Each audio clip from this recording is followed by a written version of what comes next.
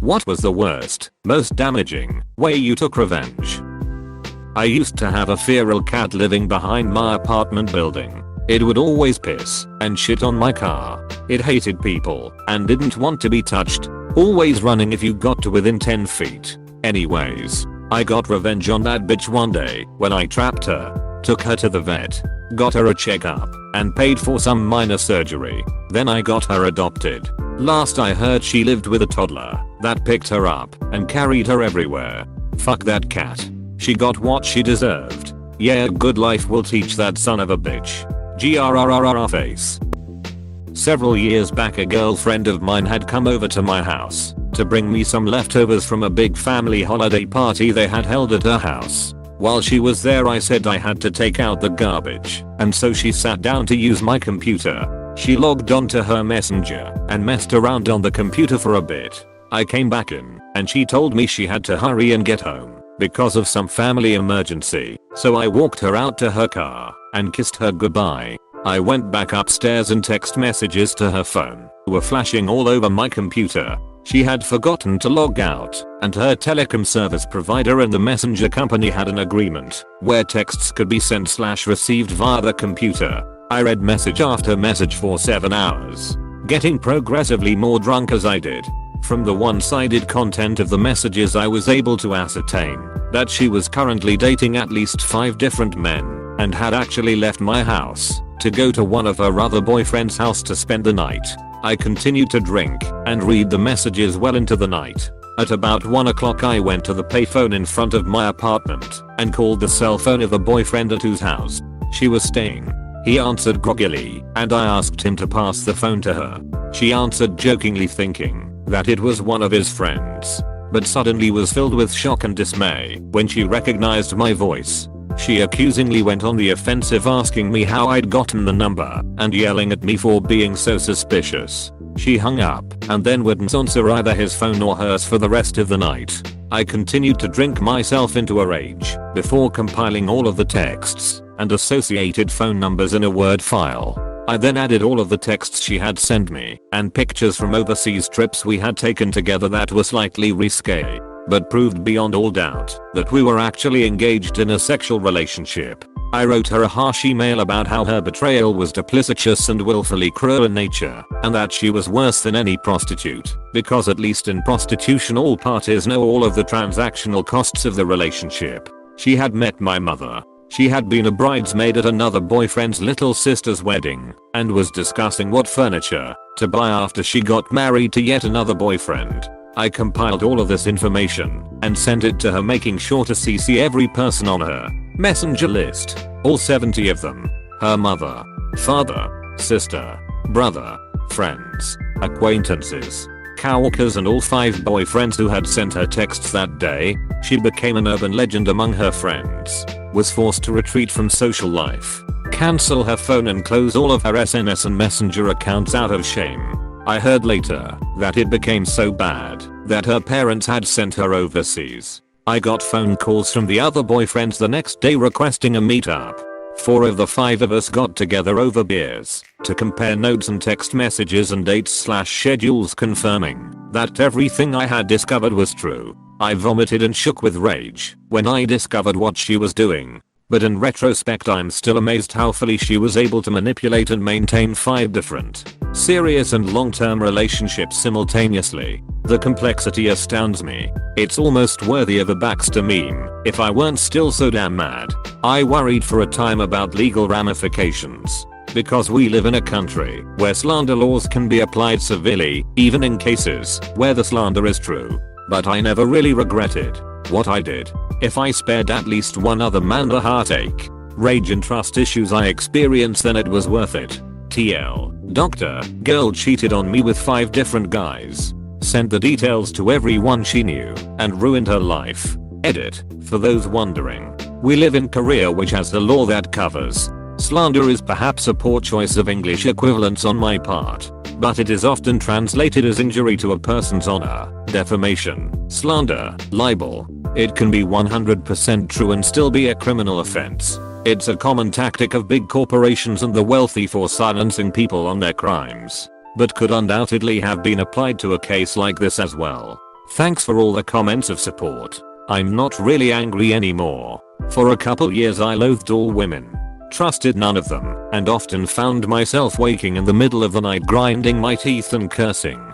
But that's all in the past. I'm in a loving relationship and have a wonderful baby boy with my new partner. I really couldn't be happier. But there is no erasing emotions so intense from the memory that I know of and thought people on here might enjoy the story.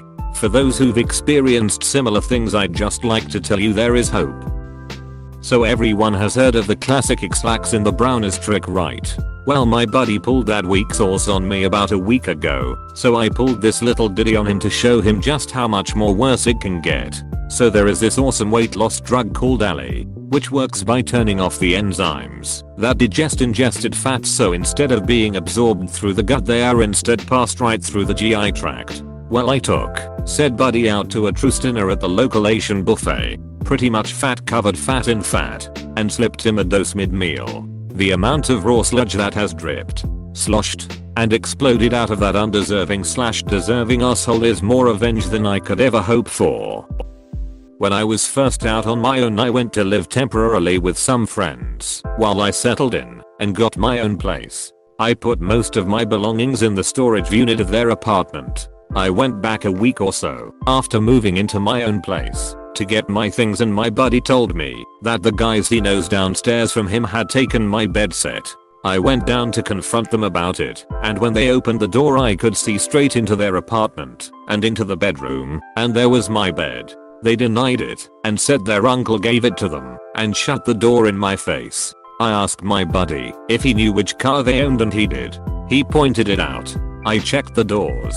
They were unlocked. I went into my car and grabbed the extra bottles of motor oil I had and proceeded to coat the interior of their car in motor oil.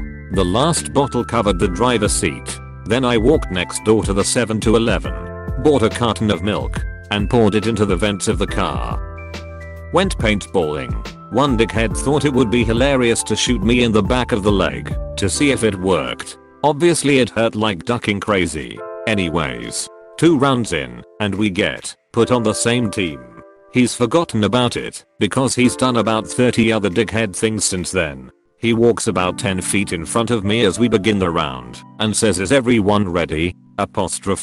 So I shot him in the back of the leg and said, "Yeah, just gotta see if my gun is working." He turns around screaming at me, so ever so calmly I shoot him again. Judging by his reactions, I shot his left ball, walked away. He went home.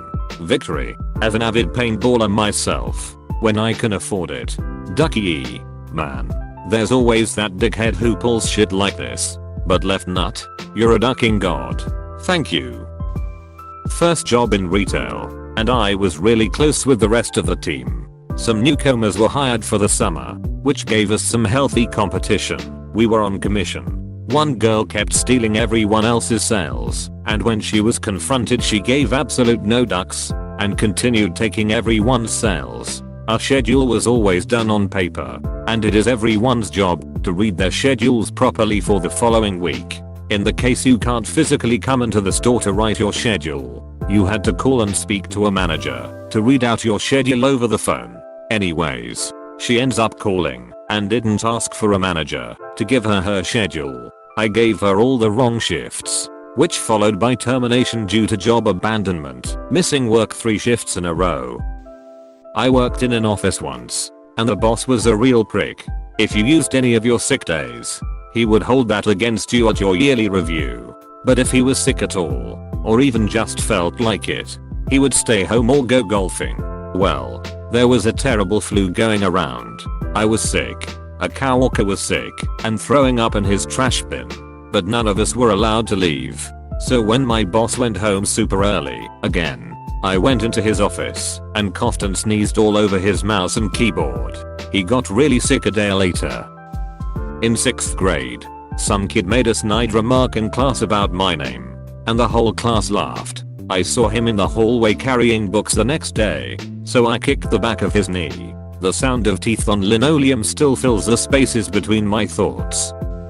When my grandparents were younger, they lived in flats, and the woman in the flat below them, nearest to the post box, would always read their letters. My granddad knew because he could tell that she was resealing the glue over her kettle. So one day he decided to send a letter to himself, but include a black hair of mine, and the woman having the same colored hair would pick it out thinking it was hers.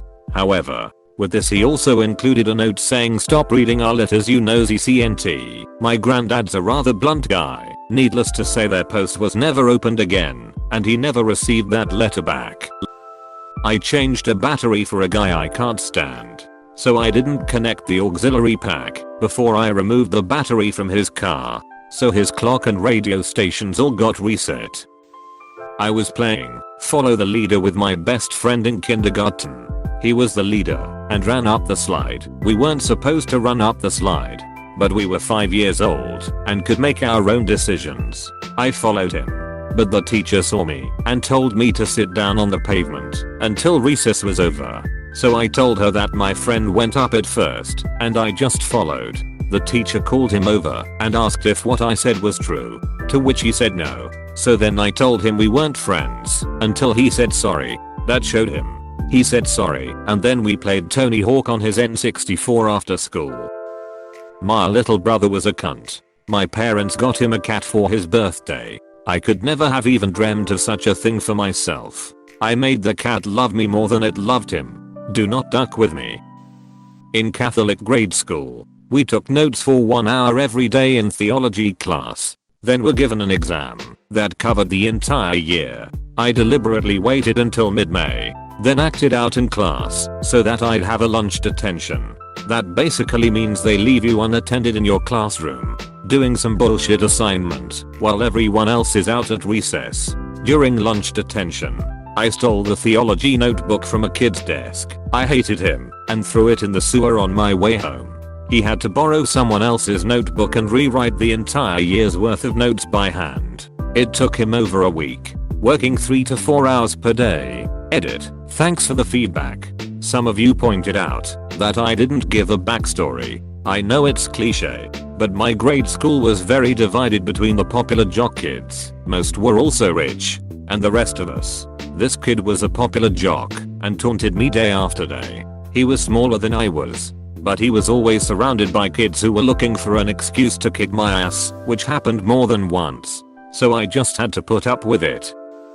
Not worst but funniest. I dated a guy for 3 years and broke up with him when I found out he was married. Whole other story. I basically did nothing when I found out other than stop speaking to him.